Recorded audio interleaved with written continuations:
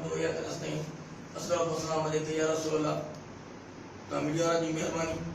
पहिरियों बि तव्हां मीडिया वारनि खे मां तकलीफ़ ॾिनी, मां बंगले ते तव्हां चयो मां अचो 2 मिंट मां प्रेस कॉन्फ्रेंस कंदुमि। प्रेस कॉन्फ्रेंस इन लाइ कयुमि त मुंहिंजो नौकर ड्राइवर हुनजे मथां फैज़ुद्दीन शाह और दिलशाद शाह हमलो कयो। उहा मां एनसी कराई थाणे ते एनसी कराई। हुनजो को बि जेको आहे सो माना पुलिस एक्शन न खयो, एसएचओ एक्शन न खयो।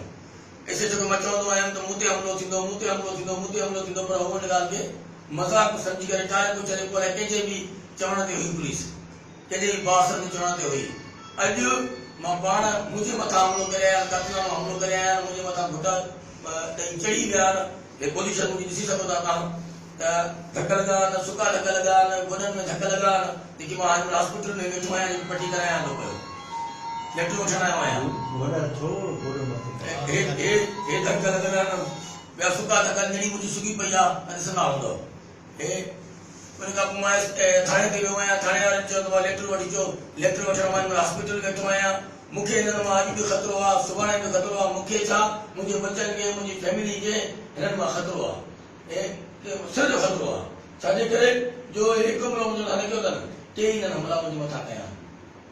छो था करनि, टे चवण ते करनि था, उहा उन्हनि खे ख़बर आहे छा ॻाल्हि आहे। बाक़ी फास रहमान जे चवण ते कंहिं बि सियासी लिहाज़ सां मुंहिंजे मथां हमला करे माना मूंखे माना झुकाइण चाहिनि था ऐं मुंहिंजो सॼो ख़तरो आहे, मूंखे मारणु चाहिनि था। पुलिस जे मथां को बि एक्शन नथी खणे। पुलिस मां एसपी खे चवंदुमि, डीआईजी खे चवंदुमि त महिरबानी करे एफआईआर करे इन्हनि खे जेल में विधो वञे। ऐं ॿी ॻाल्हि, राति मां ॻाल्हायो आहे एसएचओ सां, मुंहिंजे शहर वारा हली आया, मां हुनजी इज़त कई। मां चयो बाबा मां एनसी खां नौकरनि खे हथु खणायां थो, बाक़ी फ़ैसिलो मूंखे हिन खां कोई बि न आहे करिणो। छो मां त कंहिं ॻाल्हि में आहिनि ई कोन, फ़ैसिलो मां हिन सां छाजो कयां, कहिड़ो फ़ैसिलो मां हिन सां कयां। मां पंहिंजे मुंहुं आहियां, उहो पंहिंजे मुंहुं आहिनि। हरू भरो असांजे मथां हमला करे अचनि था। कॾहिं मुंहिंजे नौकरनि ते हमलो आहे, कॾहिं मुंहिंजे मथां हमलो आहे, कॾहिं मुंहिंजे बच्चनि जे मथां हमलो आहे, कॾहिं मुंहिंजे गेट ते, बंगले जे गेट ते 4 कलाक इहे लठियूं बाटा खणी 5 गुंडा वठी करे मुंहिंजो गेट जेको आहे बंगले जो बंदि करे यजमान पण वेठा मुंहिंजी फैमिली खे।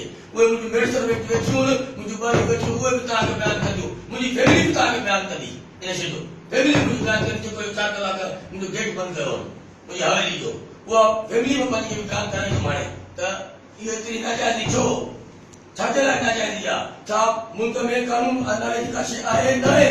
छो आख़िर छो असां ॾोह कहिड़ो कयो आहे, कसूर कहिड़ो कयो आहे। हर को पंहिंजे घरनि में वेठो आहे, न हुनजो मुंहिंजो तालुक वास्तो आहे, न मुंहिंजो तालुक वास्तो आहे। मूंखे बार बार छो था हमलो करणु।